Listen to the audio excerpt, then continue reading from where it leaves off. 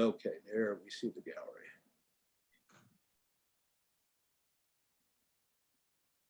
Hello, everyone. We'll get started in just a minute. If you can hear me, just wave your hand if you would. Hello, hello. That's awesome.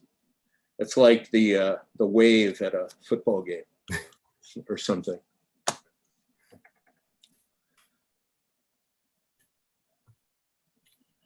There is my my Alexa down there someplace. So I think we should probably get started, and others will join us. I brought the Blue Moon. What is everyone else drinking? Unfortunately. Got it. All right, let's, we have everyone in who wants to be in at the moment, Campbell? Yeah. Okay. So do you want us all to be in before we talk, or do you want us to sort of have our screens and then, you know, pop up like kind of Hollywood Squares later on, which is more convenient? I love having you as you are. Okay. All right, great. Well, we are at 6:03, and I think we ought to start. I am Todd Bernstein. Thank you, everyone, for being here, both in the Zoom and watching on live stream. Thanks for joining us for our 14th annual Beer Summit conversation, which is part of our ongoing series of conversations on race, class, and power. We at Global Citizen are a nonprofit organization that promotes racial and social justice through civic engagement and education. I invite you to learn more about us at globalcitizen365.org. A special thanks to not only my staff colleagues, but our guest conversationalists who you're going to be meeting.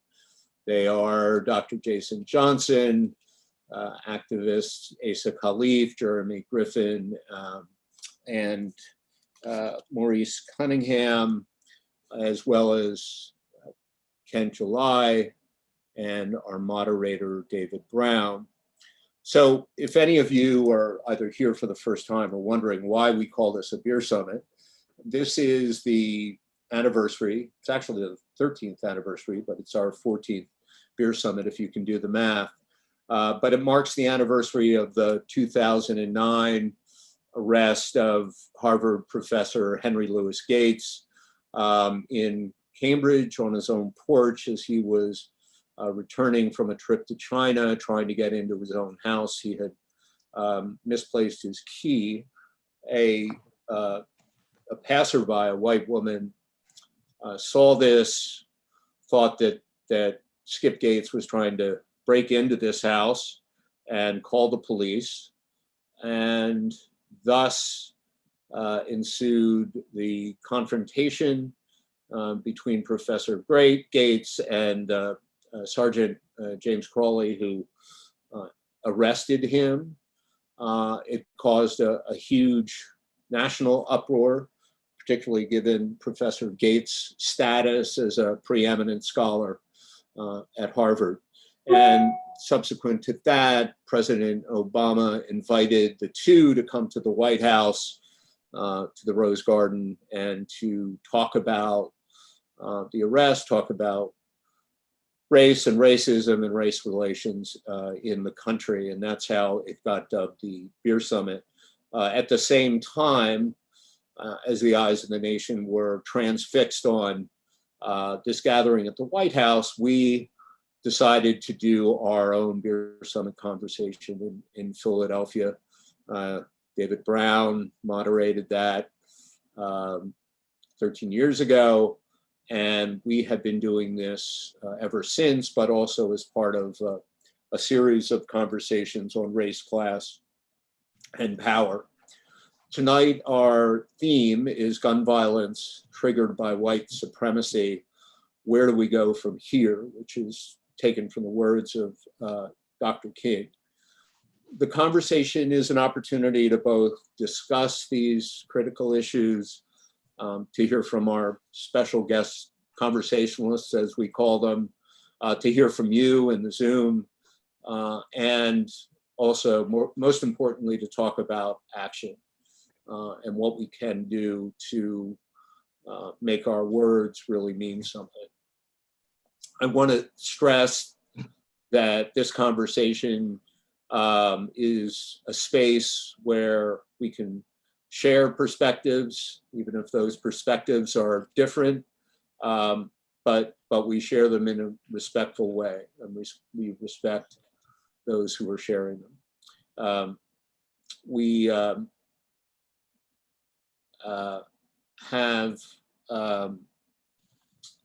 till 7:30, so I'd like to get started, and really appreciate all that are here.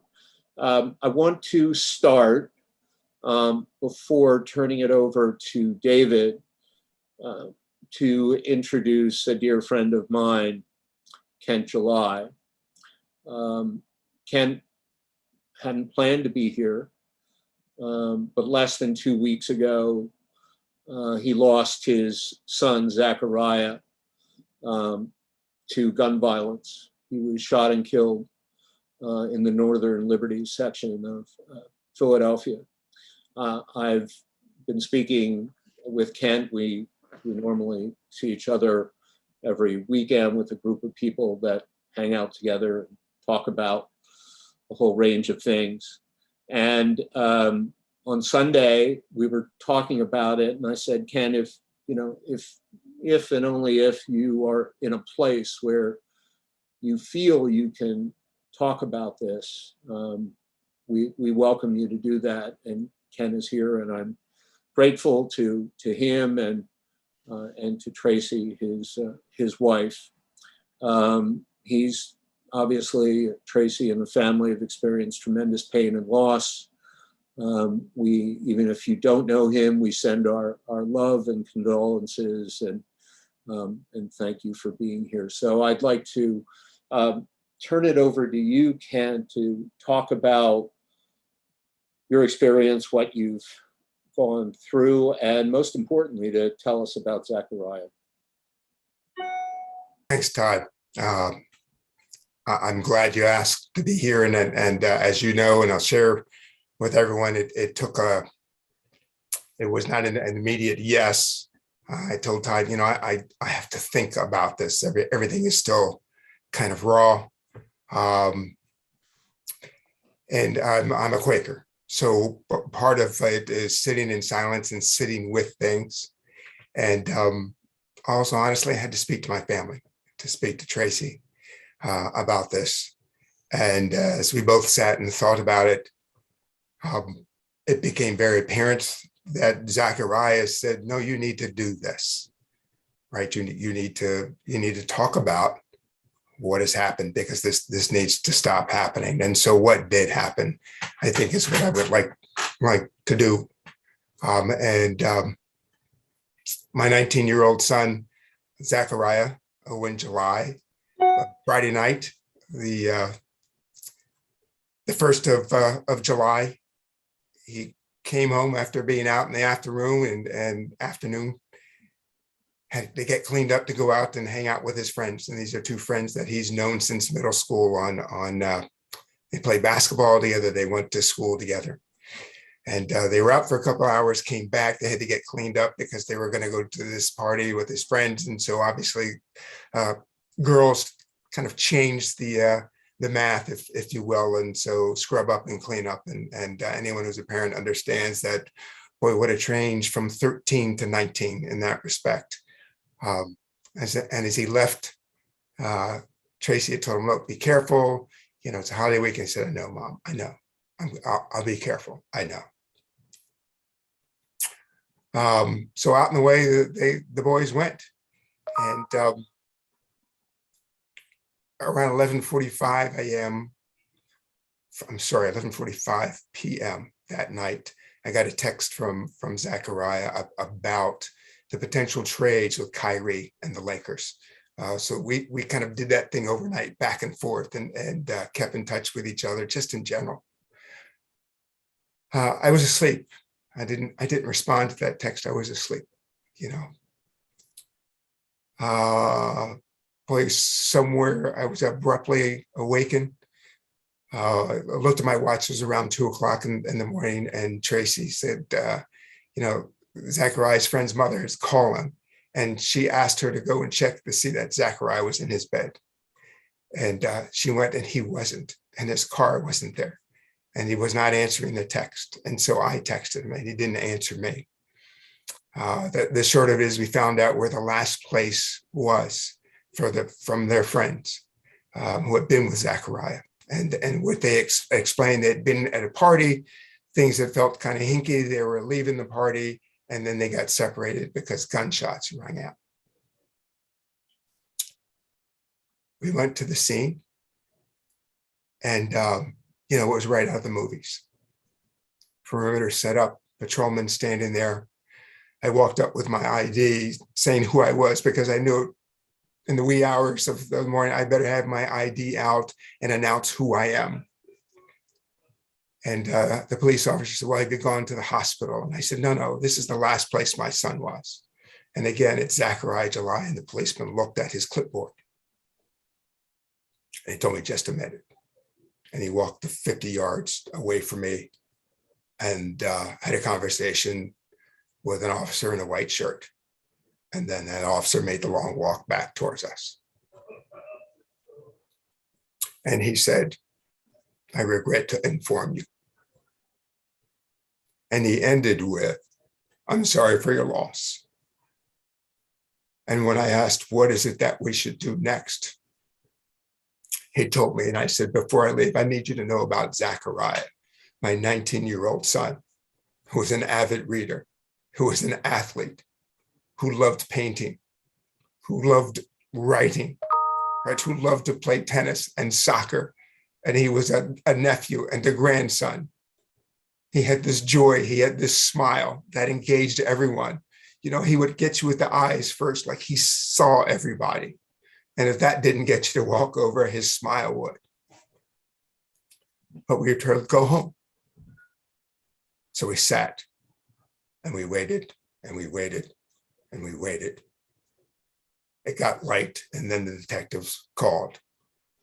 And we agreed to go down to meet the detectives. And I told Zachariah's story again, because as a father, as a Black father who has 2 Black sons, I understood the extra things that were expected of them to navigate throughout the world, wherever the heck they were.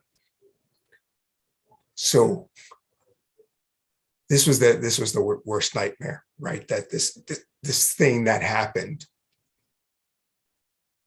is what we talked about, right? It's where the talk starts. It's that concern, and all the schooling, and all the traveling, and all the tutoring, and all the coaching and encouraging. And in a flash, it was gone. And as we came to learn, when the first responders showed up, my son was lying in the street by himself. He had been shot. There was a party. They attended a party with a bunch of other people. And they, inside this party, realized things were kind of hinky. So they went to leave, right? That spidey senses were tingling. They went to leave, which is what we talked to them about. You know, it's 19-year-old guys on a holiday weekend. Zachariah was out in the street. He had made out of the party, but 2 of his friends had not, and he was waiting for them. And the 2 friends broke loose to run out of the door. And the guys who were inside the party apparently were shooting, and my son was killed. But when he was shot, he turned and he went 50 more paces trying to get to his car. He was trying to get home, right? We'd always talked about when you're out and you do things, you need to get home safe. It didn't happen. And so we have to deal with that, and our friends and our family, right? People who are never touched by this we're now all touched. More importantly, we're changed forever.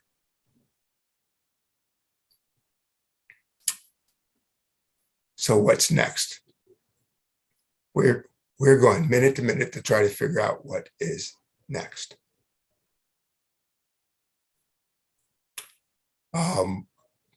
We do know Zechariah is telling us something's got to be different, right? And this is about people. This is about humanness, and I mean humanness and not humanity, because he was left in the street to die, just like a piece of refuse. And the entire process feels like there's no humanness left, right? People aren't thinking about all of the folks as humans, the people who are victims, and the people who are doing this as well. So it feels like something has to be different. And so sitting in silence doesn't feel like something that we're supposed to do. It doesn't help. Talking about this, showing the face of a 19-year-old smiling and engaging graduate college student, music loving, painting, laughing, joking, wicked sense of humor, sensitive, caring, 6'5", 19-year-old. It's got to start someplace. He's telling us it needs to start with him. I'm here tonight to listen, to learn, to share our story, and hope that it resonates and that others are willing to jump in and help and learn from everybody that's here as well. Thanks, Todd, for letting me share my story.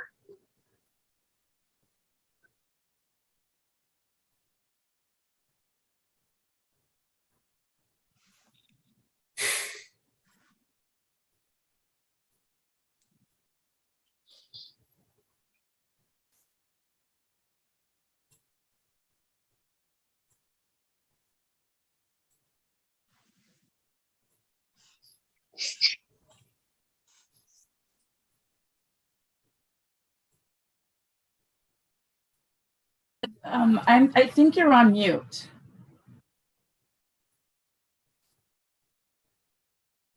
David, where are you? We can hear you now. David. Oh, you can hear me. I'm so Now, sorry. now, I just been unmuted. Thank you, Todd. Okay. But I Look, also just, let yeah, me- please go ahead. No, please go Thank ahead. you. I don't know why I was having problems unmuting myself, but from the bottom of my heart, Ken, thank you. I will be there with you. We have a community of people, and I know you have so many family members and friends who are here to support you. And I want to thank you for making the decision to want to tell Zechariah's story and to carry on his legacy.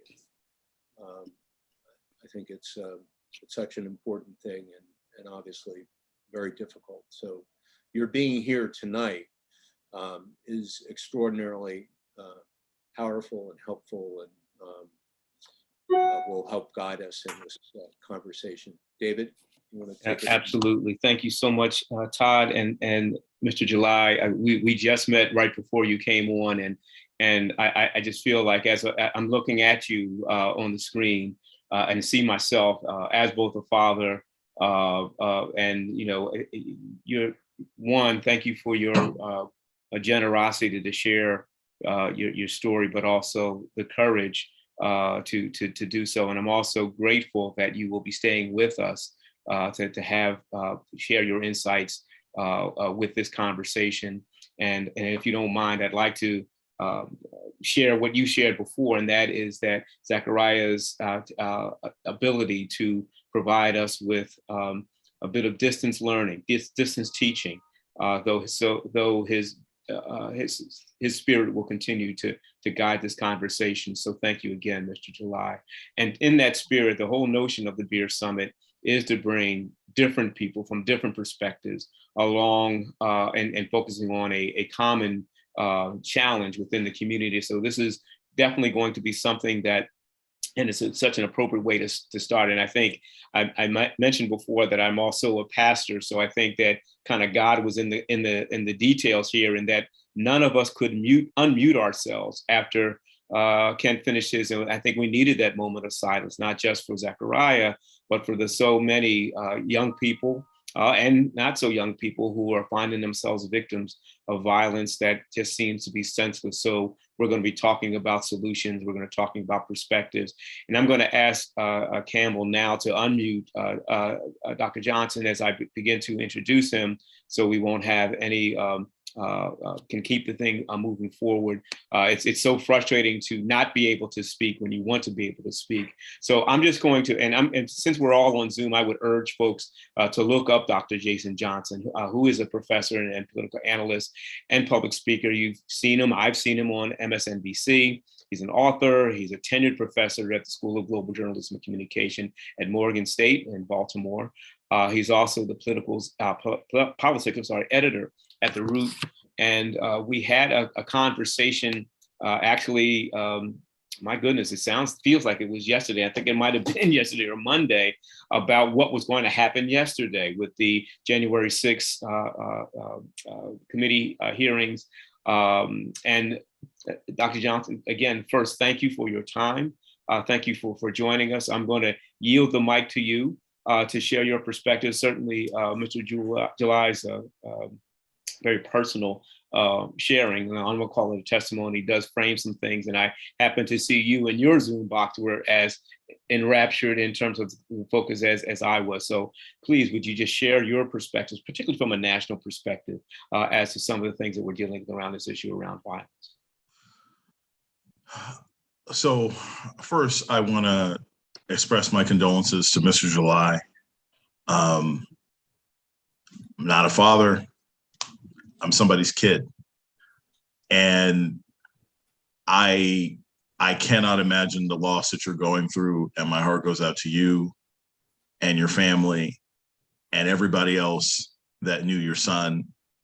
And I just hope there's nothing that can replace that pain. I just hope that whatever you and your family believe in can provide you with some sort of guidance as you go through this time, because I can't imagine what you're going through. Thank you. You know, the theme for today is we're talking about sort of gun violence sparked by white nationalism and white supremacy. And I wanted to talk a little bit about that, and then of course leave time for other people so we can have a larger conversation at the end. What I didn't mention when I talked earlier this week to David and Todd is that I knew today, in addition to being the day after a January 6th hearing talking about white nationalist groups and their use of guns and violence to try and overthrow the country, but today is also the 7-year anniversary of the death of Sandra Bland. If you don't remember, Sandra Bland was 28 years old. She's on the road going down to get a job at her alma mater, got pulled over. Cop was hostile to her. She was thrown in jail on a bogus minor traffic violation, and she was found hung in her jail cell on July 13th of 2015. And the reason that sort of stuck with me is because, well, it's not about gun violence per se. It is about white nationalist violence. And it's about state-sponsored violence. And it's about vigilante violence against Black people and Black bodies in this country. And how, in a very disturbing way, in a relatively short period of time, we've become almost inured and desensitized to what arguably, even when I was growing up as a kid, would have been spectacular moments of violence. A woman hung in a jail cell. As a kid who grew up in the 90s, that would have been on the news every single day. That would have been like Rodney King. it took a 9-minute snuff film of George Floyd being murdered for even political leaders outside of local leaders to do anything about it. So when we talk about gun violence coming from white supremacy, we have to put that in the context that we have a country that has consistently fed itself on violence against Black people. And not just violence against Black people in the form of guns, but violence against Black people, not just in the physical act, but also in the lack of consequences against the perpetrators of that violence, which is another form of violence, right? Somebody punches you in the face, that's one bit of violence. When they walk away and nothing happens, that's more violence. That's emotional, psychic, and legal violence. And so when we look at where we are as a country right now, and we look that we're currently having hearings at a federal level talking about the fact that you have a large number of white people who, under the guise of political concern, are willing to use guns in any shape, way, or form they see fit in order to take control of this country. And whether that manifests itself in a young white man killing a bunch of people in Buffalo, or a young white man shooting a bunch of people in the grocery store, or a young white man murdering 9 people in the church, including a very dear friend of mine, white people have always been able to use guns to work out whatever dissatisfaction that they have not received at the ballot box. Certain arrogance to that our country has always accepted, that you could gun down, as a Black person, you could gun down somebody in the street over, $25 in their wallet, and you're more likely to face consequences than if you're a white person that shoots up an entire grocery store. What concerns me most about this, and what I'll sort of be adding to the conversation, is not that we have seen an increase in white nationalist violence. The greatest amount of domestic terrorism is from white people. We've just had a study that came out last week about the demographics of the people who are leading these movements, who are part of January 6th. 93% of the people involved in January 6th are white. Over 50% of the people are from or CEOs or business owners. Over 30% of them are former military or law enforcement. And the greatest indicator of somebody involved in the January 6th attack is somebody from a county that Joe Biden won in the 2020 election that has also seen a decrease in its white population over the last decade. So we know where this is coming from. And the question that we really have to face in this country right now is, if we're not going to get rid of the guns, then we have to do something about the people who are using the guns. And if we're not going to do something about the people who are using the guns, then we got to get rid of the guns. If we do not, we are settling in for a cycle of violence, the last of which we saw about 100 years ago. So. Wow, that's sobering, enlightening and informative, but so sobering. Thank you, Dr. Johnson. And I'm also grateful to you that you'll be able to stay with us for the conversation. And folks, hopefully we gave a little bit of ground rules before that, our friends and colleagues of Global Citizen, they're monitoring the chat. We'd ask you to put, if you have questions, into that chat. But what we're trying to do, at least initially, is to frame the issue, to provide some information. But again, as we do that, this will definitely become more dialogue. I have questions myself, but I want to make sure that we get all the information out and then be able to open it up for questions that we can have this dialogue. One thing that I'm always grateful for around the Beer Summit is, and I think that we talked about the humanness of conversation.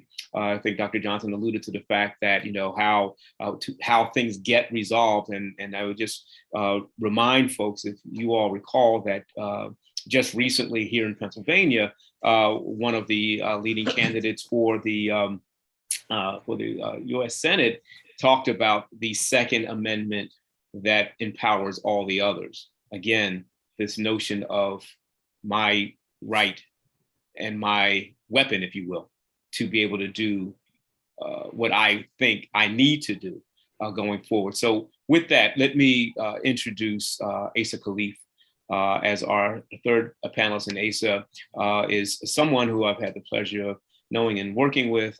I had served at one time as the general manager of 900 AM WRD, which is Pennsylvania's only Black-owned talk radio station. So I've had the honor of seeing him and having dialogue with him. Again, I would urge folks who are online to check out his bio and certainly his social media. He's been a racial justice organizer and activist from the time that he was a teenager. And I can identify with that as someone who's been born and raised in Philadelphia. He's been an outstanding and vocal critic of things like police brutality and shootings, particularly. He had recently run for city council, but he also has a personal connection in that his own cousin, Brandon Tate Brown, had been a victim of shooting. So I'd like to yield the floor to Asa, and also Asa was good enough to bring some other voices into this conversation. So Asa, I'm not only going to yield to you, but when you feel it appropriate to then introduce the other folks who will add to this conversation, that will be great. And you've seen the folks who are on the call and on the Zoom can see the message that says, as we open for question and answers, we're going to try to moderate that so we can keep things focused. So again, Asa, good to be virtually in your presence. And would you please share your insights? Thank you very much, David. I always call you my brother. I truly appreciate you. And thank you, Todd, and for everyone that's participating today at the Beer Summit this evening. I first would like to say to Mr. July, I would like to offer my sincere condolences to him and his family on the loss of their son. Thank you. I truly understand in terms of losing someone that's close, not a son, but I do know how it feels to lose a loved one to gun violence, especially when it was unnecessary and senseless. And you're in my prayers, and my entire family will keep you up in prayer. And I'm so sorry for your loss, sir. Thank you. I would like to tackle this, if I can, on two different just the topic alone, because there's a whole lot going on with this topic. Gun violence triggered by white supremacy. I want to break it down and say that, first of all, Black and brown bodies have never been safe here in America, ever. We've always been targeted. But I feel that we have lost generationally the spirit of family and the spirit of bonding together and looking out for one another. I'm looking at a lot of our young people who are just completely lost. I grew up, I'm a little older. I grew up where if your parents were not there, you had a godmother step in, you had an auntie step in, you had the neighborhood, your next door neighbor, your pastor, the coach, the teachers. We had a sense of community. We've lost that. We've lost the sense of community because now we're afraid to talk to our young people. We're afraid to have that conversation with them. We're afraid to interject ourselves, to diffuse conflicts that before it even gets to the streets, before it even gets to a party where innocent people are shot down. And we need to get to that. And I don't believe in a white savior. I'm sorry. I'm going to say how I feel because I'm extremely emotional about this. I've lost a cousin through police violence. I've lost a cousin through street violence. And, and I've seen friends and family members, innocent people, on their way to work. Someone 19 years old should be able to go with his friends to a party without being shot. And the fact that you left this brother, Zachariah, in the street like he was nothing. And I'm just so happy, Brother Kent, that you, as a father, as a Black father, said, I'm going to let you know who my son was. He's more than just a body laying in a damn street. Mm-hmm. And even in all that pain, and I can hear it in your voice, and, I feel you, brother, but I'm so happy that the ancestors gave you the strength to say, this is my son. I don't care how many other bodies you disregard, but you're not going to disregard this brother because he had people who loved him. And I think we feel all, as Black people, we feel that. We've lost a lot of people in our families and our friends and our neighbors. So I'm not looking for white people and white establishments to save our communities. I'm relying on individuals like Brother Dave. I'm relying on individuals who are on this chat, even Brother Kent. Yes. I'm relying on our community because at the end of the day, that's all we had to rely on. When we were enslaved, we had each other to rely on, and we've lost that. We've lost a sense of togetherness. We've lost it. We've gained a spirit of selflessness. We've gained a spirit of individualism. We've gained a spirit of just not giving a damn about each other. And that's not where we come from. That's not how we were raised. And I'm saying, if we're going to deal with this gun violence, we have to start with each other. We have to fill the gap when the parents are absent. You have children, Black children, who are being charged with murder for killing an elder. Where were the parents? And if the parents were absent, we fill in that gap. We don't expect law enforcement to fill in our gap. Their job is to police us. Our job is to love our children, even if they're not ours. Mm-hmm. So the only way, and I'm going to leave it because I'm extremely emotional about this, but white supremacy, that spirit of gun and hate and killing has always been a part of those racist ass white folks. I'm sorry, it's always been a part of it. And for us to adapt that type of thinking, that type of spirit is wrong, because that's not how we were raised. That's not how we come from. That's not where we come from. We come from a spiritual base. Mm-hmm. We come from a principle base. And our ancestors are not pleased. We don't have to adapt to white supremacy. We must crush it. And how we crush it is starting to protect and love our children. That's how we start crushing it and building them like Brother Kent built with his son, mm-hmm. to know who you are and to stand in that truth and be proud of it. Mm-hmm. Thank you. I'm done. No, thank you, Asa. And sorry, not sorry, brother. There's no need to apologize for how you feel.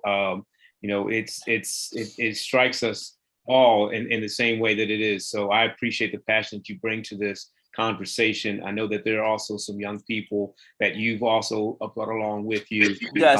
Sorry, I don't know. Excuse me, David. I don't know if they were on. Brother, my youngins, Brother Maurice and Brother Germ.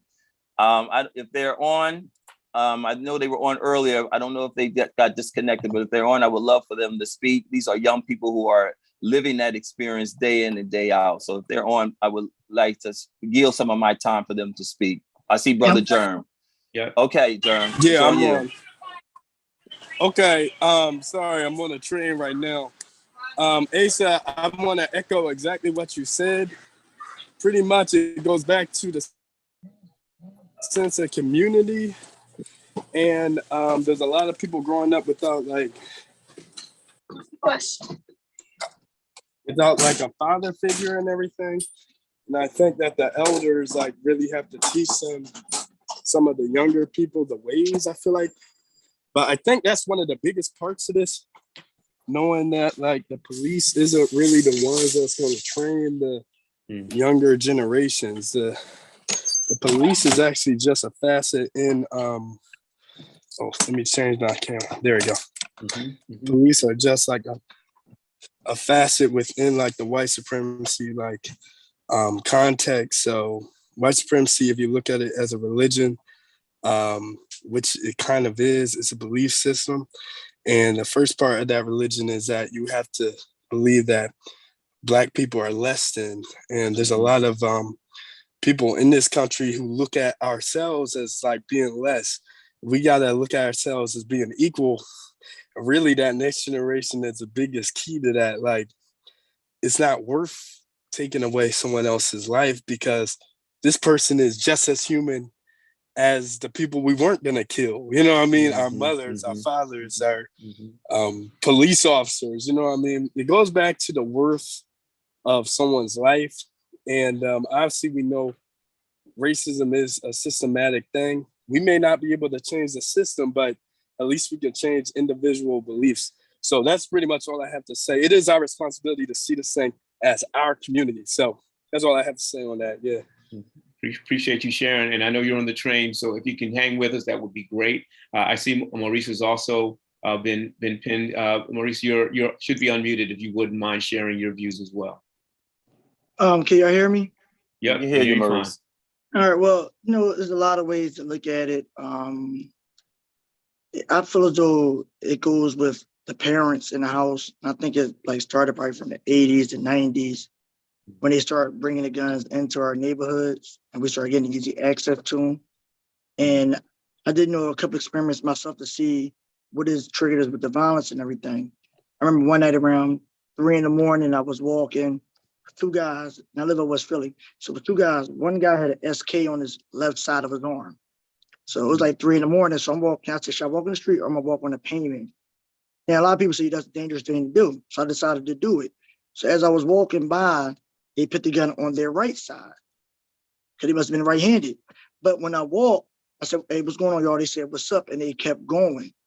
So that showed me right there that even though a lot of these brothers with guns, as I took it, they a little bit more scareful with the guns than we think they are. And I think sometimes subconsciously in the back of their mind, they thinking they need the guns. Now we all know where the guns come from. They ain't no way you want to buy SK from the store. I didn't, at this point in time, I didn't know guns were still getting in our neighborhood like that. That was a big gun he had on his head. So then it goes about the way, we raising our kids. The music got a lot of influence on us as like young parents or adults. And we start raising our kids, brothers and sisters. And we start being cool at home and they start getting influenced by it. And a lot of these parents start really telling their kids, this is how you get that money. And then they get lost when they're in the streets and everything. So when you're watching something on TV, all you want is the cars, the house. You see, you don't want to work your way up like a lot of people. They work from the bottom, work their way up. They want it quicker. So they go out there and they do what they feel they do what they got to do. If they don't understand if you just work for it, the pensions and all that. Now, we got a lot of things getting lost in transition the last 2 years because of COVID. What happens is working people was getting their money, but people on the corner wasn't getting no money no more. So if they live 3 blocks away from somebody, they didn't care about the money they was making.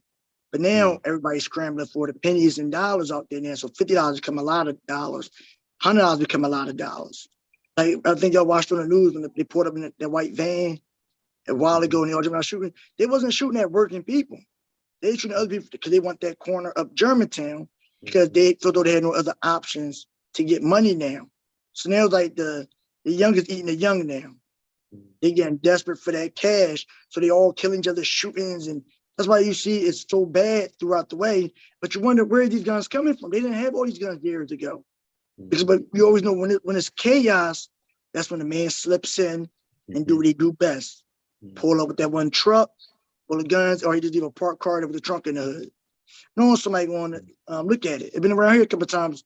You're walking 3, 4 in the morning, taking a walk. It's happened to be a trunk, just happened to be up on a dark block when nobody out there, but it's happened to be always up. I'm not a curious person, but I'm also not a dumb person. That's what they do. They come in our neighborhoods, park the car, leave the trunk a little bit open, leave the doors unlocked, leave the light on, you can see the doors unlocked.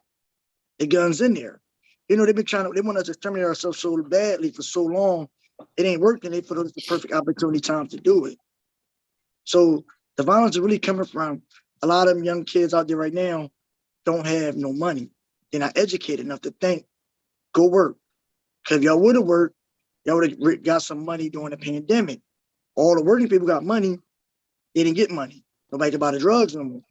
Then it's not about drugs anymore. It's about, are we going to take these corners? Because one corner is not enough no more to survive off. They need like 4 or 5 of them.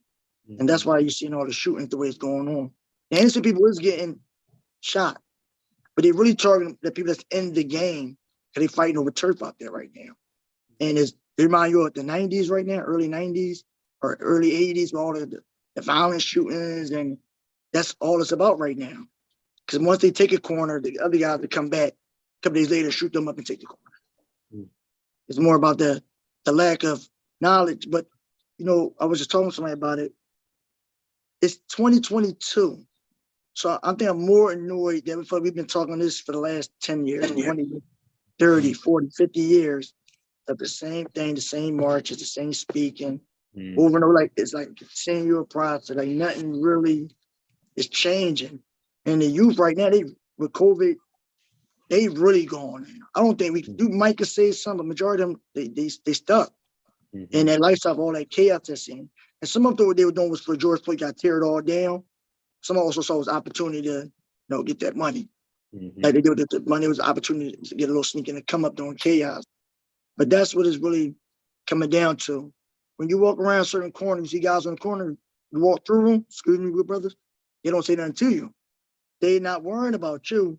They worrying about the enemies they going to war with over them blocks that they already shot up a couple of days ago. So they more on edge out there than a little thing. So and David, I'm sorry, Maurice, because I know we're up for time. I just want, if you can, because you're probably the youngest one on this panel right now. As a person, as a young man of color in Philadelphia, how do you navigate avoiding violence, and how does that affect you on your day-to-day moves? All right. Well, actually, I've been shot 4 times before. A couple of years ago, got caught in the shootout down in North Philly. While I live at, see my godmom. So what I did is, when it's chaos, you got to go to work and go home. You got to stay out the way. You got there for a little bit. When it get around dark, you know what's going to happen. Like, you already aware how bad it is out there. So I avoid riding my bike. I avoid riding my cars, certain gas stations, because what it is all on the news. They're waiting for you in the gas station. They're waiting for you at certain lights. They like what you got and everything. So you just got to tone down the way you're dressing, take the jewelry, take everything off, tone it down, go to work, come home. That's all you can do right now. You really can't do what we were doing before, going to see friends in your old neighborhood. You can't do that right now. So to avoid it, I work, come home. That's just how it is right now. Is it cool? No, not really. You don't go downtown, but you can't do too much shopping because you're not driving in there on the sub waiting for you, or they down on the L. So the best thing you can do, like I told everybody, is when I talk to people, they just go home and go in the house. Like, on my block, everybody be outside, but once they get around like 7:38, all the kids, everybody on the porch goes in the house. We have no choice right now. If I may, Maurice, and I really appreciate this perspective, and I think that, and hopefully you'll be able to stay on. And I also wanted to thank Brother Jim as well in terms of sharing this perspective, because it actually gets to one of the questions that some of the folks who are on the Zoom have had, and I'm going to also invite Dr. Johnson and others to join in this response, and that is, it seems like we're all hitting on, and I understand. I hate to say this. But Maurice, because you said, how long since it's going on? I happen to be a survivor of a drive-by when I was 13. So this, and I'm way past 13. I mean, they're talking 40 years later that this thing is. But one of the questions in the chat was asking that if people in power, particularly white people in general, only make changes from self-interest, which I think kind of gets to the point Maurice was making about where do these guns come from. They're talking about systemic changes or systematic racism, that, as Brother Asa had mentioned, and Dr. Johnson mentioned this as well, in terms of looking, how can we hope to make change in the conditions? And those of you who are on the call, some of the folks who are seeing it, who may, like myself, live and work in Philadelphia, knowing that there's been, for years trying to get control of the gun laws. That's one thing. But I think if you wouldn't mind, whoever would like to take the first cut at it, whether it's Dr. Johnson, Asa, and certainly Brother July, I know you're still on this, kind of looking at how do we look at appealing to people's self-interest. Asa talking about self-love, which I completely agree with, and I'm as emotional as you are on that.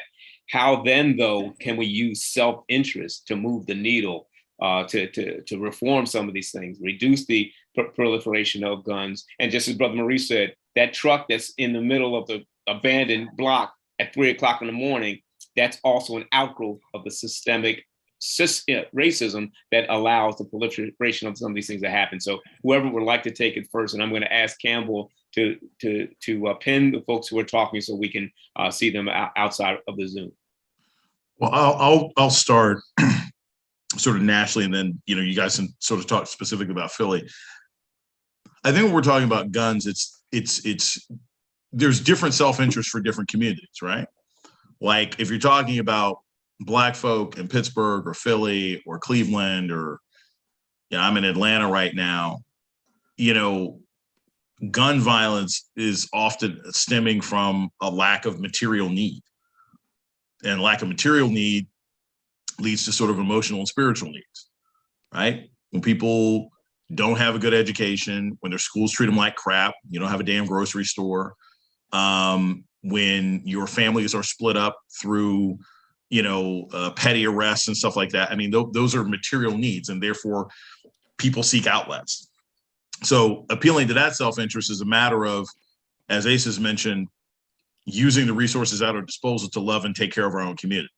That's the greatest way. It's difficult, it's long, it's a slog. The improvements may only be incremental, but that's how you end up handling gun violence within a specific Black community in a particular area. If we're talking about the sort of larger theme of what do we do about gun violence in America, which is in large part stemming from white nationalist movements and white men, well, then we have to look at things differently, and we have to argue in terms of not self-interest, but in breaking the system itself. Because the system, and I'm not the only person to say this, everybody said this, everybody's heard a version of this, the system's working the way it was supposed to. This is the kind of violence that white people have always perpetuated in this country. And, 10, 12 years ago, I mean, it didn't stop after Columbine. It didn't, the myth that we used to have in the 90s was like, you know what, if these drive-bys and stuff start happening to white people, they'll change. No. White kids in elementary schools get slaughtered now. Politicians don't care. They vote for the same politicians who want to support it. Steve Scalise, white Republican, got shot at the Republican Democratic baseball game a couple years ago. The guy's still not against gun control. So you can't appeal to self-interest to a larger collective people whose self-interest is they would literally rather have their country go to hell as long as they know that Negroes will go to hell faster. So you cannot appeal to the self-interest of people invested in white supremacy. All you can do is hope to protect yourself. Now, if you're somebody who believes in reforming the system, I am not a reformer, so I wouldn't be that person. I'm a police abolitionist. I think we need to abolish policing as it exists. I say it on the air. Some people challenge, push it back. It doesn't work. Policing doesn't work. It doesn't work the way it's supposed to on paper. It may work in terms of serving white supremacy, but it doesn't work the way it's supposed to on paper. But if you're somebody who actually believes in working through the government system to get these things done, then you have to be absolutely single voter committed to voting against increases in police budgets. You have to be committed against voting for anybody who wants to compromise with police unions. You have to be voting against anybody who is in favor of loosening or lessening gun laws. And you have to be screaming and yelling and in the face of any elected official, any party under any circumstances that is not in favor of a massive, massive reduction in access to guns. Because America's never had a lack of crazy people or lack of racist people or lack of evil people. But we used to not have as many guns.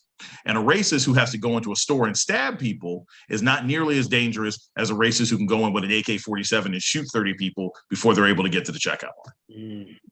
Wow. Powerful. Asa, I know you wanted to comment as well. And I would also ask, Asa, because I know you, when running for city council, being part of what could reform a system. I mean, your choice as to whether or not you want to even talk about that. But I think Dr. Johnson raises some very, very powerful points about reform. What are we trying to do in terms of the change that we're trying to make? Because some of the changes, Asa, that you mentioned are how we look and treat each other. That's something that has power of agency today, right now. So whatever comments you would like to share, Asa, go right ahead. Yes, I agree with Brother Johnson 100%. I want to bring it back to a local perspective. We have to be the change that we want. We have to be the change that we need. And I say this to some of my younger family members, even some of my young people. Black Panther, Superman, Wonder Woman. These people are not coming to your community to save you. And I say that because we honestly believe in a political superhero. And you have a lot of folks, even now, as we enter the eve of a new mayor and who's going to run for mayor. You hear it now, where politicians are speaking recklessly, talking about bringing back policies that have harmed our people, have harmed Black and brown people, and has been proven. You have some talking about bringing back stop and frisk. That type of division is not going to help gun violence in our community. We have to start building coalitions. And I've sat at tables many times, David, as you possibly know, and Todd will know. I've sat with people who I do not like me and I don't like them. But we have one thing in common, and that's our community. And if you're about helping our community, helping our young people, bringing and lifting them up, I'll sit with anyone to have that conversation and to bring something productive out of that conversation. Again, we have to make it local. We have to build coalitions within ourselves. Clergy, and this is not directed to a certain clergy member that's on the panel, because I know of his work and I know of his resume and so on in the community. But, I've said to many pastors, preachers are going to have to come out of that church and out of those pulpits. You're going to have to really, at this point, put your faith, where your mouth is at this point. You've got to come out of those churches and come on those corners to these young people. And don't be afraid to work with brothers. We work with brothers who come out of the prison. We call them OGs. We call them old heads. We call them big brothers. We call them some legends because that's what they were on the streets. A lot of our people that we looked up to were drug dealers. And they watched out for us when we were in school and make sure you stay in school. They watched out for the quote unquote good kids, but we want them to, because we can pretty much take care of ourselves, we want those brothers to, and they're doing it now, to come and speak with these young people who are quote unquote wilding in the streets, because there's nothing more effective than a brother who has done years, went in at 18, coming out at 60 or coming out at 50, doing hard time. We talking about real hard time, not something up State Road. We talking about real hard time, and we're gangsters in the streets. And we approach those brothers. We have a prison ministry within a group of activists that we've had for over 8 years. Where we enlist the help of those brothers, because some of us on this panel may not be able to go into the certain communities and have a conversation with brothers who are really out in the streets and about that life. So we, again, need to build coalitions, and it may not be politically correct. It may not, we don't have a choice to be bougie at this point, or who we want to combine, align ourselves with.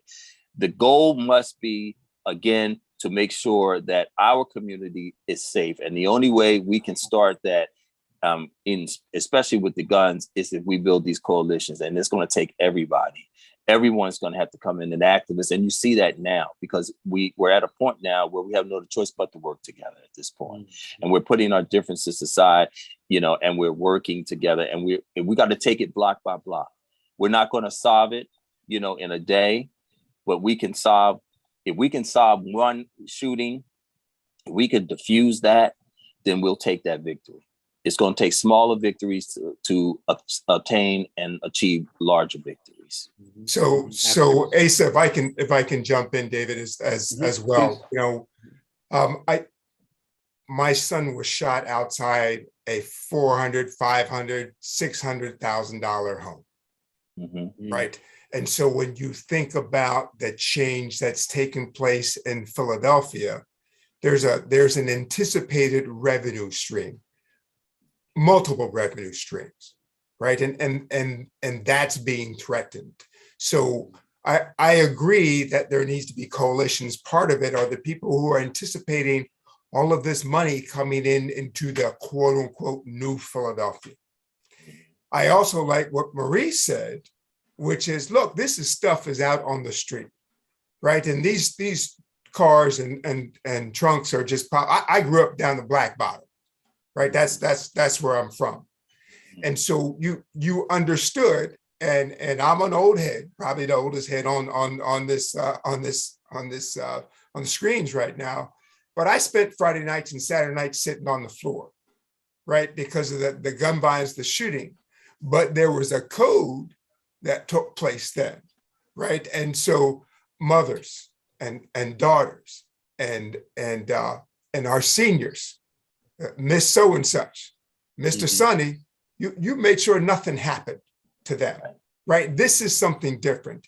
And I think it's something different because as we pull up, Jason, there's a larger thing afoot here, right? And that is, who cares about people, right? And so if you are made to understand in your school that you don't matter, if you're made to understand at your rec center that you don't matter, right? If you're made to understand during COVID, you get on that bus, you get to work because you don't matter, then you don't matter.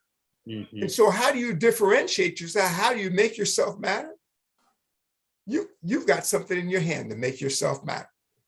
You've got Instagram to make yourself matter, right? Because that's what we've had. We had a 10-year-old, right? Videotaping. So all of these things, we need to put humanness back into it, because at 10, you shouldn't even think that it's a good idea to participate in killing somebody. But if you're told you don't matter, then nobody else matters. That's and you right. have a way to differentiate yourself. So this is complicated, but it's like, what's the metaphor they talk about, turning the Titanic? It's not going to happen on a dime, and it's not going to happen today, but it damn sure won't happen if nobody gets together and says, look, something's got to happen. David, Asa, Jason, Maurice, Todd, all of us are here. Now, what do we do? And who do we talk to with the people? And show me the budget. Show me where the money is going. And we need to insist upon those dollars going where it's going to make a difference so that people are feeling like they're humans again. And yeah, it's not going to happen tomorrow. And it's too late for my 19-year-old son. His future is snuffed out. It's over for him. But I'll be damned if I will sit and be quiet and not do anything about that. Absolutely. If I can take a little bit of facilitator privilege and ask Campbell, if you could start to just spotlight all the speakers so we can all be on the same screen at the same time. Dr. Johnson, Maurice, if Jem is still with us, that'd be great. But I do want to be honored some of the questions that were coming up in the chat. And I really appreciate it. You see this theme already starting to emerge. And Maurice had mentioned that he has been a victim of violence, and everybody who is everybody is touched by violence. I mean, and the question is that how then can we work together because I think what Brother July has shared, and which everyone has shared, there is no one answer. There are multiple answers. There's work to be done on the legislative front. There's work to be done on a personal front. Asa had mentioned the fact that here in Philadelphia, we're on the eve of a mayoral election. Political engagement is important. Dr. Johnson mentioned about that. And if I can borrow again from Dr. King's legacy, he was working on multiple fronts in terms of both from the faith perspective, the self-love perspective, the economic perspective. And I think that we all need to kind of think through some of those things. So again, if I could ask, those of us and who have suffered from violence, there are physical things that happen there. There are emotional things that happen there. But I would, whomever would like to talk about, because we are going to be talking about solutions. And again, I'm going to send this back out to the Zoom folks on the mosaic here, that if you have a question, put it in the chat, they'll get it to us. But let's talk about, those of us who are affected by violence. What are some of the things that we can do to move some of these things forward? So however you all would like to go. Yeah, go ahead, Dr. Johnson. Yeah. So I think one of the things that can overwhelm people is when they're hurt or they're upset or they're pained by these things, they want to do everything and then they burn out. And I'm always a big advocate of, you can make whatever kind of changes in whatever space you happen to be in, because not everybody is a marcher, and not everybody is a writer, and not everybody is a speech maker. So you find the thing that you can do, right? And have humility about that. like, know the places you can go to be helpful. You know, I love, it's funny when Ace was talking about having brothers who've done real time, right? And I've done community work before. I know where my voice does not matter. And I'm gonna go find somebody who can talk. One of the things I just mentioned, one of the things I always learn is like, the more somebody talks about the time they did, the less time they did. Because I've worked with guys for 2 years, and one day at lunch, they casually mentioned, yes, I was in for 20 weeks. Wait, what? Because people who do real time don't talk about it. They're busy trying to recapture their lives. The dude who did a 6-month bid is going to be talking about like he was in Oz for 4 seasons, right? Exactly. That's my experience. Exactly. But I'll say this, you know, in the individual ways that we can reach out. Dylan Roof killed one of my oldest friends. Clementa Pinckney, who was the pastor of Mother Emanuel, was one of my oldest friends. I met Clem right after college. I ran his campaign. We'd known each other for years. And we would text. I knew him, and he was Jen. And the day he was killed, I remember because I was in my apartment and I saw the news, and I was watching The Equalizer with Denzel on Showtime. Like, I remember what I was watching, and I saw the news, flipping channels. I was like, yo, that's Clem's church. Hope he's okay. I'm just thinking like it was a shooting. And I found out, you know, my friend was killed, and the cops offered him a damn hamburger.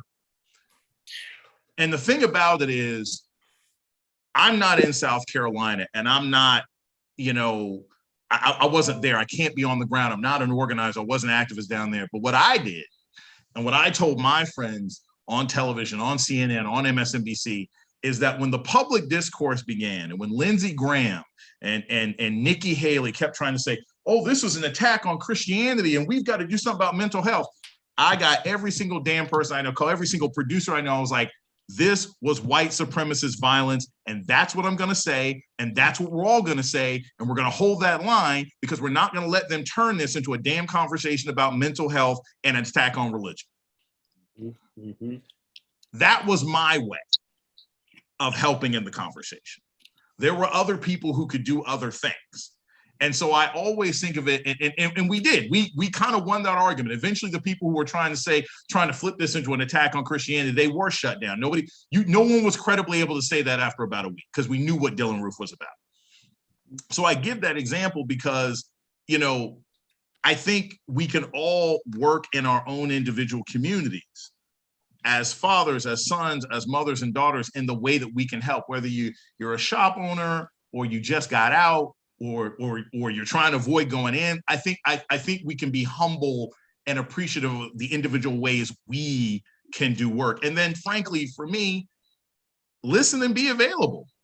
Because I'm always open to having people who know more than me ask me what I can do to help them. Because I may not be on the ground able to do something, but if I can amplify something, that's a way that I can participate. Mm-hmm. So that's how I look at sort of problems. Yeah, I appreciate that, Dr. Johnson. And I would even say that, you know, everybody on this panel is your mere participation on this panel is part of how to engage. And I think that, you know, part of it, I think, AC, you were going to make a comment as well in terms of everybody can do something. Doing nothing will guarantee nothing will change. And it's part of that. And I love Dr. Johnson, the point you made about humility. You ain't got to be leading the parade in order to make it effective. Participate in the parade if that's what it takes. So if anybody wants to comment, go ahead. There are some other questions that have been posed in the chat that I can pose. But if anybody else wants to build on what Dr. Johnson's already shared, yeah, go ahead, Jeremy. We'll have to unmute you. Yeah, I just want to say, so here in Philly, we got some organizations that literally will patrol our own communities. Organizations like, I got a list of them: Philly Truce, Town Watch, Partners and Peace, BMCC Philly, and it goes back to everyone may not be as confident, you know, going around the blocks at night, but at least I want to acknowledge that some people are actually going out of their way in front of the face of what could be a violent situation and making sure people get home at night and making sure kids come from school safely. There's an organization called Frontline Dads that do that. Yeah. So, Yeah. you know, that's like really up close and personal when we talk about non-violence. So there are some organizations literally like at the face of this trying to stop it, like in a very tangible form, actually. So, you know, and it goes back to some people, you know, we may have to get the message out there. Some people kind of have to make them calls to producers and make sure the messaging is correct. And that's part of it too. And we shouldn't knock everybody's, you know, I mean, own participate. Dang, I'm having trouble with that one. With the movement, yes. Yeah. The movement has a lot of different facets. It's a body. So some people gonna have to be the mouth, other people gonna have to be the toes, ears, feet, all of it. Yep. Thank you for that, Jim. Appreciate it. One of the questions that came up in the chat is kind of gets to something that Jim's already shared, and that is that not only are there people on the front lines doing things that, and I think that, you know, I happen to be one of those folks that benefited from things like PAL and youth basketball, things that, you know, so there are, and even, you know, here in Philadelphia, they've been talking about, you know, how important it had been to get the pools open and things of that nature. So I'd love to get anyone's viewpoint, either on a local or a national level, are some of the things that will keep our young people safer. Obviously on a broader scale, looking at economic opportunities, things of that nature, quality education. I mean, this stuff is happening, and I forgot who on the panel shared it, in some areas, hotspots that have been divested and disinvested for years, but would love to get everyone's view on what are some of the things that we can do to, while we're trying to figure this out, to keep up some of our folks safe and as we continue to move some things forward. Can you hear me? Yes, we can. Go ahead, Maurice. I remember a couple of years ago, I took this class at Penn. It was called Black Minds Matter class. And the professor was there talking about it. And he was talking about how young Black men don't take advantage of opportunities that's right in front of us. He said, you know, it's all these colleges, it'd be free classes to the public to take, free things, free economic stuff, free stuff at like University of Penn got that Wharton class there they do once in a while, investment class. So the thing is, I think a lot of us, even though we got the technology, is more being unaware. That's all it's coming down to, unaware. Mm-hmm. Now, it is some pools open, because in South Philly, their pools are open in South Philly. Around up there, 3rd and Oregon, their pools are open, but not around here, they're not. So it really comes down to everything we can do, we know what we need to do. It's just you gotta get enough people that want to do it. You need at least 10, a good 15 people that you know that's dedicated to helping the community out to get done. And if you decide to open up a rec center, what you're gonna need, it's sad to say, you're gonna need security there. You're gonna get the type of people that's coming in there, that's not coming in there. 2 different neighborhoods gonna come in there. They may laugh and joke, but it's always about when they leave these rec centers.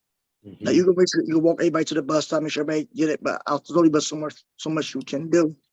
And that's when it's really come back to come back at home again. Just come back to the discipline at home. It goes back to how the parents are raising the kids. They're younger, having kids, and they're raising like their brothers and sisters. Wow, no doubt. That's what it's coming down to, because we can do everything we want to do.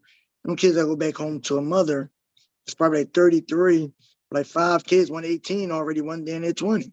One 17, one 16, and they don't look at their mother as a mother.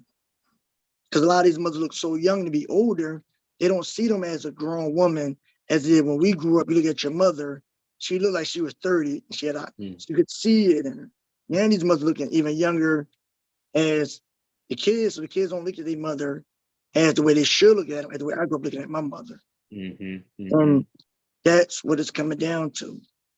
Like we got a lot of levels here. They say we got the neighborhoods, I'm talking on MSNBC, which I've seen him a couple of times on here. You got Asa doing everything he could do. You got the one on the, can think of his name right now. My best name on the train. He's speaking right now, doing anything he could do. We try and do it all in different levels, but just when the kids hear the motivation, they hear it, they got to go back home. They don't hear the motivation. Right. Absolutely. Mom and then popping pills, smoking, drinking, partying. Young boy go right back outside. Mhm, mhm. And I That's the think, problem we've been having for years.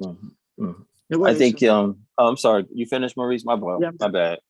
I'm done. We got to get to the root of all this. First of all, our children at this point in time, at this present day, lack hope Yeah. and lack empathy. When they see themselves in the mirror, they don't see themselves. Okay. They don't love themselves, number one, because it hasn't been taught to them and hasn't been demonstrated to them. Our children at the end of the day need love and support. And I've always said that, you know, we can always dish out the discipline and at times, yes, that's necessary. You know, it's necessary. You have to suffer the consequences for your actions. But we're trying to get as adults and young adults to a point where before it gets to that point, you understand, before it gets to having to turn your children in, before it gets to the violent act, before it even gets to the fact that you're out at 2:30, 3 o'clock in the middle of the night. You know, we have to take, you know, we have to get back to, am I my brother's keeper? Yes, we are. We have a moral responsibility to take care of each other. And this is a chant that we always say that came from our sister Stada Shakur. And we say this after every protest that we have. You know, we must love and respect one another, because at the end of the day, we have nothing to lose but our chains. The violence have chained all of us. Wow. Wow. Maurice talked about having to not have a life. What Maurice described is not a life. And we know that our white counterparts don't live like that in certain neighborhoods. They can go and be as free as they want to be. We're free, but yet we're still in bondage. And the fact that we're still in bondage in our own community is motivation enough for us to, again, to build that coalition, you know. And I always put a spiritual base to this, Brother David. You know, God did not give us the spirit of fear, but of love and power, joy, and a sound mind. So when you go, and one thing about these young people, and my young people who are on here participating know, when you real about and consistent about your advocacy, when you walk up to them brothers, they can tell. They can sniff you out if you're a fake on some fake crap. You know what I'm saying? But when they see you in the community, the difference is why we have so much power and pull in our communities, because we never left our communities. Right. Right. We never left our communities. We know the Mrs. So-and-so who lost a child. We don't have to wait for the news to find out where their address is. We know. We are consistent. And I think because we're visible. And now this is a time where, and you see it now, where activists are joining in with parents such as Brother Ken, who's lost his son. You know, we're coming together. He's not an activist, but now we're advocates, you understand, for our children. We don't necessarily go to church every day. I came out of the Pentecostal Holiness Church. I said, when I was 18, that was it for me. But I guarantee you the principles that I learned in those institutions have stuck with me. So we're able to go and invite a reverend such as Brother David into our conversations, working together. I know it sounds like a cliche, but it's so important. Our young people, we've become afraid of our young people. My aunt used to say, she raised 3 boys. They were like 6'5". She said, I'd be damned I'm going to be afraid of anything that I had. Anything that I gave birth to. And my crazy Aunt Ann trust me, she made the character Medea look like something straight out of Disney. She didn't play no games. You know, I was raised by strong Black women. You know, they didn't have to put their hands on us. They gave a look. And when I told you, we get a look, but it was a respect thing that was passed on from generation to generation. We didn't talk back to our big mamas. You understand? Absolutely. We didn't talk back to our parents, but that was raised from the cradle, you know, from birth. And I think a lot of and Germ hit on it, we're trying to be friends with our children. You can be a comfort to your child. You can be a parent. Got to be a parent first, you know, and then the friendship part will come in. But you can't be partying with your friend, with your children, and expect them to have that level of respect, you know. But it really just goes back down again to we live in these neighborhoods, we invest in these neighborhoods, and we can't be afraid to cash in on our investment. And we have to invest in our children. We've stopped investing in them. We become afraid. And you shouldn't be afraid. You were there when they were born.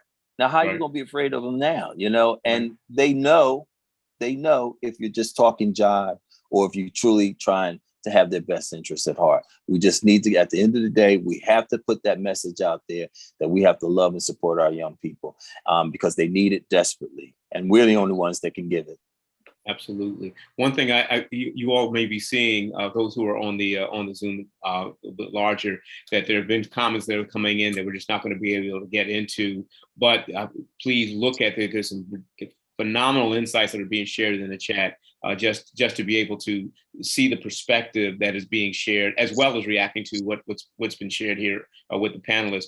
One thing I want to look to do, and we knew this was going to happen. This is such a deep topic that we're going to run out of time. So what I want to be able to do is I want to allow all the folks who've spoken to give like a 1-minute wrap up, if that's okay. And what I'd like to do is, if I may, again, take a little bit of facilitator privilege. I'd like to start with Maurice, and then from Maurice to Jeremy.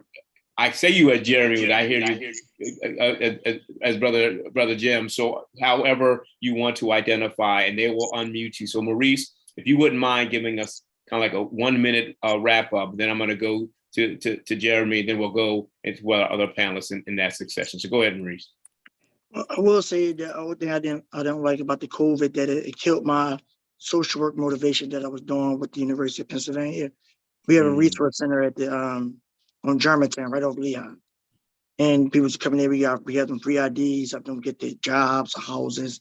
We all have resources to give to the community. And without doing that, it kind of, I put all that a lot of us down because I couldn't do what I like to do best. Mm-hmm. And two, I was on the board at the DA office. We were talking about the juvenile system and where it starts from. And the DA office on the board, we was talking about it starts at home. It says that we got to really focus more at home. We got to catch when they're a little younger. We got to reach when they're a little younger and let them know that it's better opportunities out here. It's right there on the wall. It's right in front of you. And you got something. It got to be brought to them. Mm-hmm. That's how I look at it. We got to catch it a little earlier than we catching it now. We catching it when they come home. And you already know what they know. They stuck now. Mm-hmm. It's like their feet in concrete. You can't get it out. We got to catch them while they're in mud. You can still move their feet around. I don't know. It's more than what we know. And like, it's been going on for so long now. The white man had a good system with slavery because we still talking about this right now. Mm-hmm. They mastered it with us, and we still had all the smartness and knowledge we got. We can't defeat it. So they got us good. Yeah. It's hard, but we get it done, though. Mm-hmm. We get it done. So that's all we got to say. We just can't give up on the youngins. We got to really try. Absolutely. And we may have lost Brother Asa, but he'll hopefully come back on, because one thing, Maurice, kind of the point that you were alluding to is that we got to be able to break from the chains, because you don't see the chains, but you're in prison already. And that starts with how we can do some of the things that you've already suggested. So thank you for that. Brother Jeremy, would you like to go with your 60-second wrap up? I think you need to be unmuted if Campbell can unmute you. Awesome.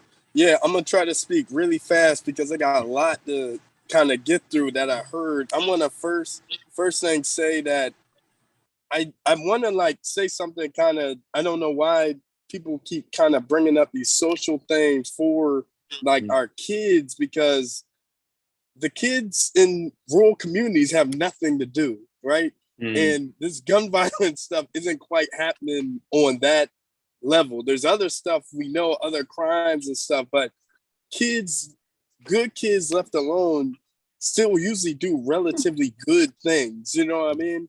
And I don't want to make it seem like boredom is the reason why we have like so much violence out here. I want to be very clear about that, because we'll get into a mindset that if we make just enough social programs, maybe then we'll stop the gun problem. And that's not really the case at all. And I just wanted to say that. Second, I just want to say that it goes back to the community thing. Us not only loving ourselves, but hating what's wrong.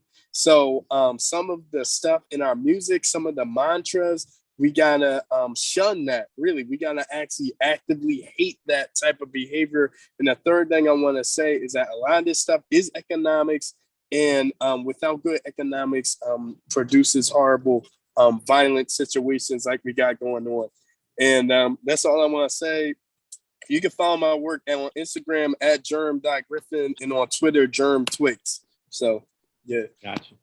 Thank you, Germ. Appreciate it. We're going to try to get that into the chat as well. So if we can go in this order, Asa, Dr. Johnson, and then let's end with the word we started with Brother Kent, July. So Asa, if you wouldn't, and I also need to give some space in for our host with Todd to have some closing remarks. So Asa, go right ahead.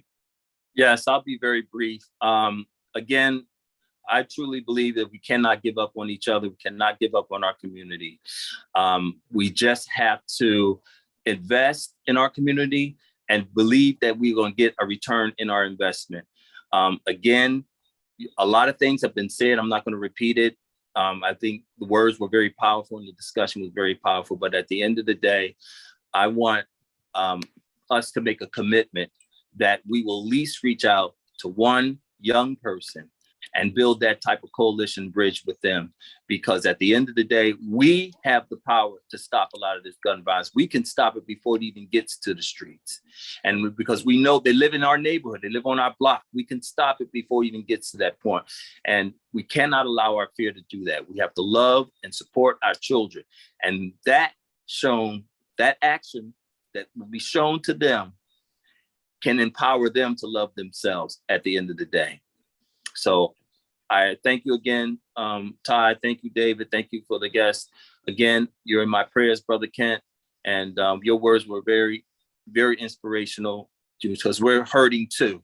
You know, we're hurting for you and we're dealing with our own scars from this gun violence as well. And to see your courage and your bravery in your pain has inspired all of us. And we just want to thank you. I thank you personally for that. And Brother Johnson, you know, your words is always revolutionary to me. So we'll continue this conversation when it's unfiltered. Jason, would you mind going ahead with that?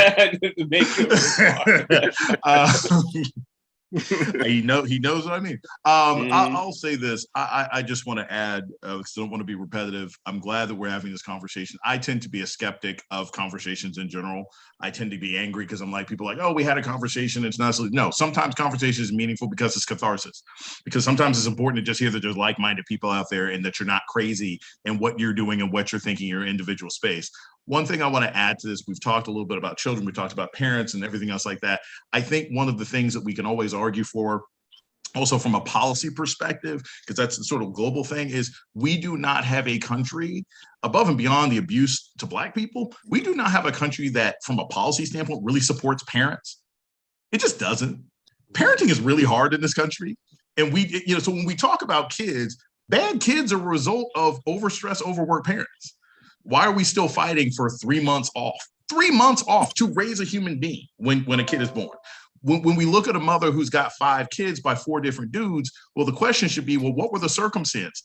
Did she have access to healthcare? Did she have access to abortion? Did she have access to prenatal care? Who are the guys? Why are they not paying? There's so many different things that go into it. Parents are not often supported. And then they're blamed consistently for not being able to, in the 8 hours a day they might have with their son or daughter from 3 p.m. until 9 when they go to bed. And then we blame them for what that kid may do with the 14 other hours of influences they have in their lives. And you can do everything right, and your children can still be taken away by violence, taken away by a corrupt system, or taken away by all sorts of other influences. So we have to show some love and support and appreciation for parents, most of whom are trying the best in the most flawed way they can be. And we need to show love and support for those people too, because I promise you, every bad kid got an overworked, overstressed parent or 4 that's been trying to look after them, and those people need love too. Absolutely. So with that, let's end where we began. Kent, if you wouldn't mind giving comments, and then I want to thank everybody for your vulnerabilities and your insights. Then we'll hand it back to Todd to close us out. Go ahead, Kent. So I'm going to say right? Everyone who has spoken, this is right? There are solutions in what everyone has contributed here. And I have a village My wife has a village. My other son has a village that is supporting us. So Dr. Johnson, to what you've said, Asa, what you've said as well, that you need to be able to show support and love to children and to parents. I'm fortunate to have that. Our village has never been touched by a murder before. Certainly not by the murder of a 19-year-old. It is raw, it stings, it hurts everyone. And we need to feel that so that we do something about it. And so Dr. Johnson talking, right? So if that's the first step, then get the room, put the ideas up on the board, Right. decide which ideas we're going to start with, decide what does success look like, decide when are we going to check back in, and let's not forget, it's the dollars that are going to allow things to happen. Having all of us digging into our pockets and screaming and yelling about what can we do when out of all of our paychecks goes dollars into the local government, the state government, the federal government. Those are our dollars. So they need to come to work for us. They need to be able to fund Jeremy Griffin. They need to be able to fund Maurice. They need to be able to fund Asa. And the people who feel this right now, who feel the connection with our family and the pain, need to do that. And it's an awareness question. My last point, Zachariah Owen July, on July 2nd, 2022, was the only person killed in the city of Philadelphia. Google it right now. You'll find absolutely nothing. So if you do that, then it doesn't happen, so it doesn't matter. So if it doesn't matter, why is anybody going to work or do anything about it? We need to do different. We need to fund everybody that's here. We need to hold people accountable. And you're right, we get in where we can. Yeah. So I'm asking my village, get in, right? And I'm asking all the rest of the villages to get in, because otherwise we're not going to be left. We're going to be dead or we're going to be in jail. And that's just a dad speaking who's lost his son. Thank you all. Todd, pass it back to you. There's a lot for us to chew on, so go right ahead, Todd. Thank you, David. On behalf of my colleagues at Global Citizen, thank you to our conversationalists for an incredibly powerful discussion and conversation, to Ken, Jason, Asa, Jeremy, Maurice, and my brother David for moderating, as always, and to all of you in the Zoom for participating. We at Global Citizen are committed to working with all of you and our network of partners, always for racial and social justice for all, on all levels. And it's been said tonight that while those most affected by white supremacy and gun violence must take the lead and not be told by people like me the solutions, we must all see this as our problem, and there is responsibility for each and every one of us. To do that, we have to harness all the available resources there are in the community. And our words and building awareness are essential, but words without option is just not an option. So thank you again to everyone. Stay safe, and for now, good night. Night. Nice. Good night. Good night. Good night. Good night.